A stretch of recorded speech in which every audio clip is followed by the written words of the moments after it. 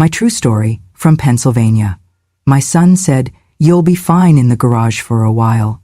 I slept there for 2 nights. On the third, I handed him the eviction notice. My daughter-in-law barked across the kitchen table, her voice slicing through the quiet of the morning. "Listen, old hag, in the house, you're suffocating us. The garage is the only way this family can breathe. Think of it as a test of endurance. If you survive the winter out there, we might reconsider."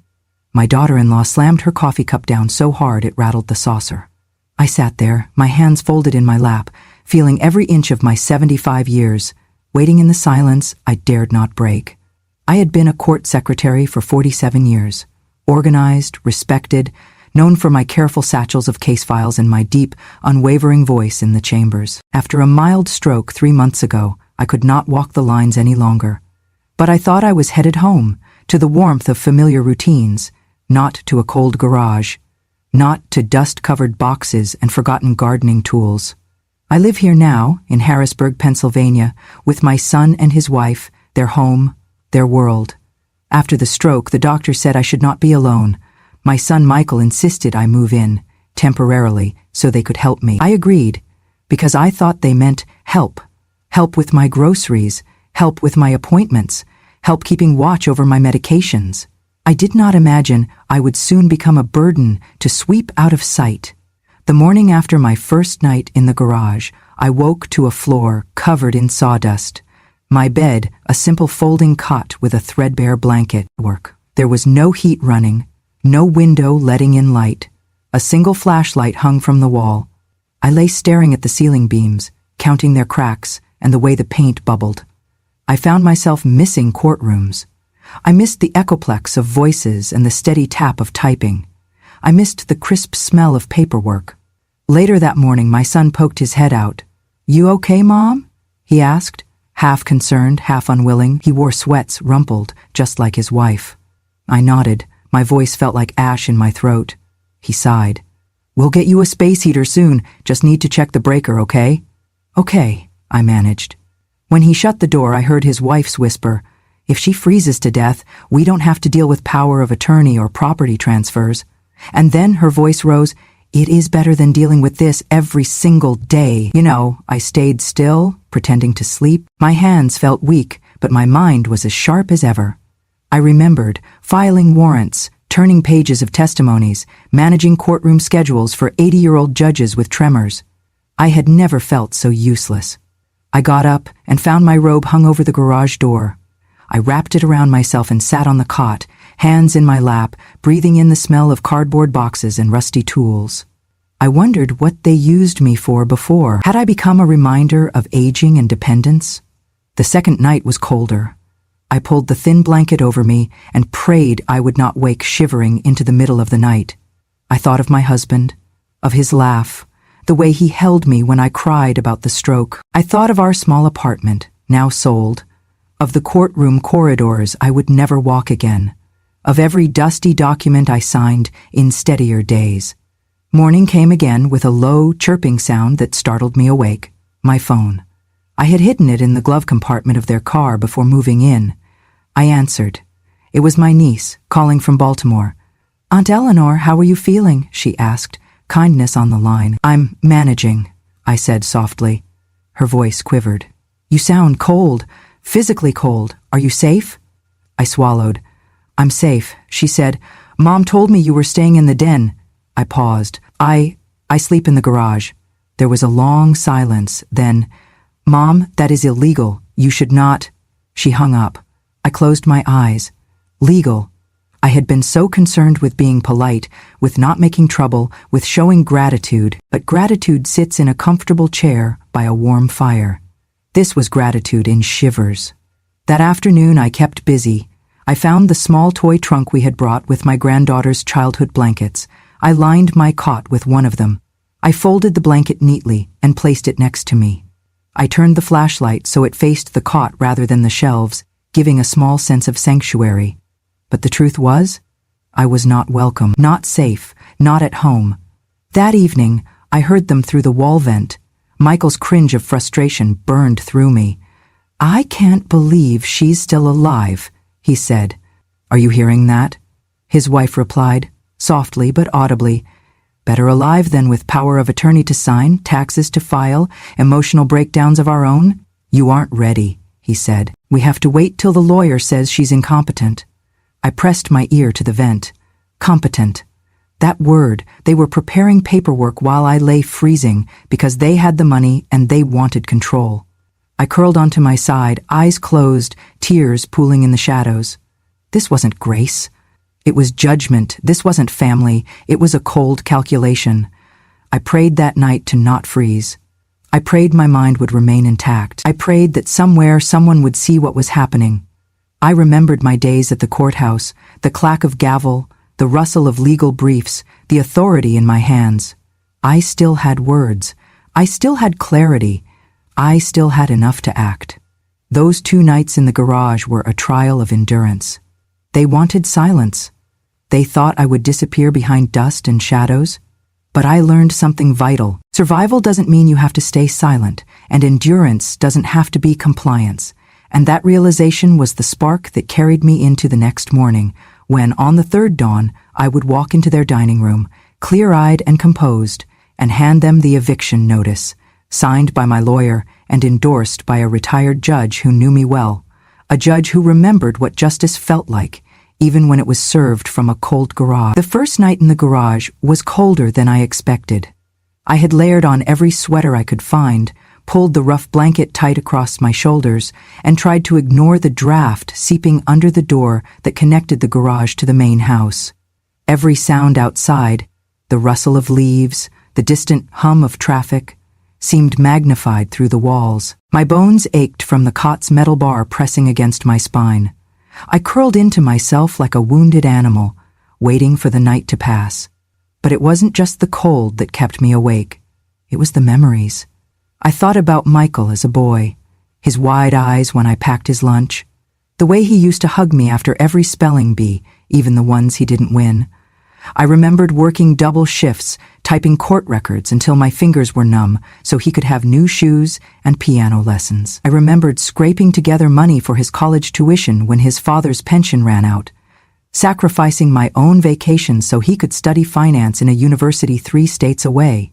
And now, here I was, shivering in his garage like a forgotten piece of furniture. The next morning I sat on the edge of the cot, my knees stiff, my breath visible in the air. I poured a little water from the thermos they'd left me, lukewarm, barely enough to soothe the tightness in my chest. There was a bowl of rice porridge on a tray beside it. Cold, no spoon. I used a plastic fork from my purse. I waited until I heard them leave before I slipped out the side door and walked slowly to the mailbox, just to move my legs. My joints screamed, but I kept my back straight. That afternoon, through the small cracked window near the top of the garage door, I watched them return, with friends. They carried grocery bags full of wine, chips, party platters. Laughter echoed through the driveway. It was a birthday. I had forgotten. Michael's wife turned 42 that day. From the garage I watched them gather in the living room. Through the curtain gap I saw them pop champagne. Someone brought out a cake. A banner was taped across the wall. "Happy birthday, Rachel," it read in gold. No one came to the garage to check on me. No one brought me a slice. That night I coughed until my throat stung. I tried not to make noise. I wiped the blood with my sleeve, then tucked the cloth under the mattress so no one would see. I did not knock. They had made it clear. I was not to interrupt their family life. Around midnight, I heard footsteps on the back porch. The walls in the garage were thin near the water heater. I pressed my ear to the spot and held my breath. It was Michael, talking to someone on the phone. His voice was low but sharp. "She's still here, yeah. I thought she'd last 2 days, tops." Pause. "No, we can't move forward until we have proof she's not competent. The lawyer said once we get 2 more medical reviews we can apply for full guardianship." Another pause. "She won't sign anything. She just sits in there like a ghost." And then a chuckle. "I swear, Mom's tougher than she looks, but if she slips, even once, forgetfulness, confusion, we can file." I stepped back from the wall. My stomach turned. Guardianship. That's what this was about. They weren't just cruel, they were calculated. They wanted control of my medical choices, my finances, my remaining assets, and they were waiting for me to crack, to cry, to forget. to falter. They had mistaken my silence for surrender. It was a mistake. I sat back on the cot, hands trembling, not from fear, but from fury. I wrapped the blanket tighter and closed my eyes. But I wasn't resting, I was remembering. By the time morning broke, I had a plan. Not revenge, not anger, just truth. Truth, delivered with the same precision I once used to prepare court documents, with the same voice I once used to announce, "All rise" in a courtroom. They thought 2 nights in the cold would make me weak, but they had no idea who raised that roof they were drinking under. And I was about to remind them, quietly, completely, and without raising my voice. My granddaughter, Lily, gave me the watch 2 Christmases ago. "You have to stay sharp, Grandma," she said, placing the sleek little thing on my wrist with pride. "It tracks your steps, monitors your heart rate, and if anything ever happens, it records." At the time, I smiled and humored her. She was always so thoughtful, so practical, so much like her mother, my daughter, gone too young. I wore the watch every day, mostly to appease her. I never imagined it would become my shield. But that night, after listening to Michael's whispered plans for my guardianship, I tapped the watch face 3 times. The screen blinked once, red. That meant it was listening, and I began recording. The next morning, I did not speak a word during breakfast. Not that anyone offered me anything, but I passed Michael in the hallway while he refilled his coffee, and I smiled at him like nothing had happened. I went back to the garage, closed the door. Later, that afternoon, they had guests again. This time, Michael's college friend Sam was visiting, a loud, boisterous man with opinions as big as his belt buckle. I heard their conversation from the kitchen, just a few feet beyond the garage wall. "She still out there?" Sam asked, laughing. Michael's voice was low. "Yeah, in the garage." "No way, that's cold-blooded, man."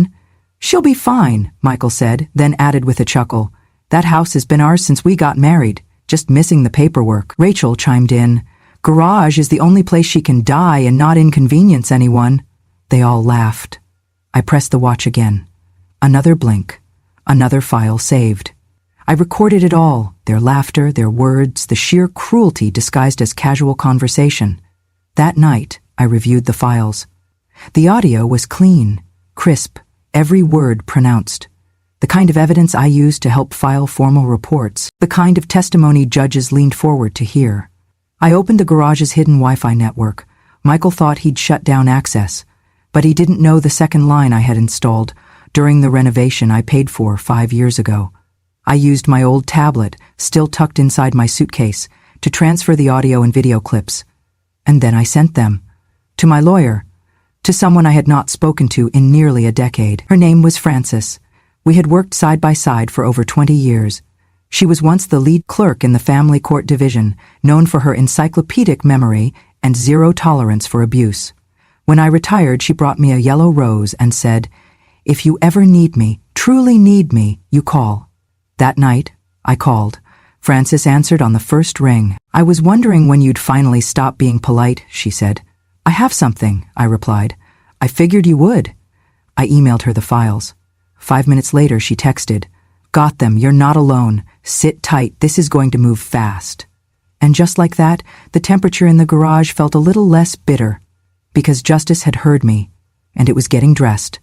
I waited until the house was asleep. It was past midnight when I slipped my coat over my shoulders and sat near the garage's side door, the one that gave me just enough signal to make a call.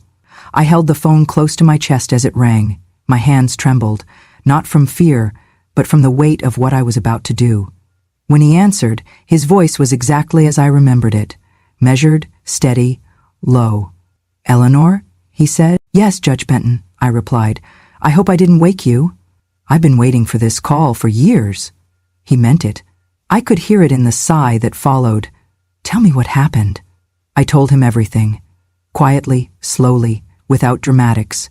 Just the facts, like I had done 1,000 times in his courtroom. The garage, the freezing nights, the conversations I had recorded, the plan for guardianship, their voices calling me a burden, their laughter over my death. "I have the files," I said. "Audio, video, dates, faces, you will hear everything." There was a pause, then he said, "I told you once, if you were ever betrayed, you call me first." "I remember," I whispered. And I told you why, he continued, because no one remembers the sharpest woman in the room until it's her word against theirs, and when it is, they lose. My throat tightened. Can you help me? I'm a retired judge, he said, but I still have friends. Good ones, and I know which doors to knock on.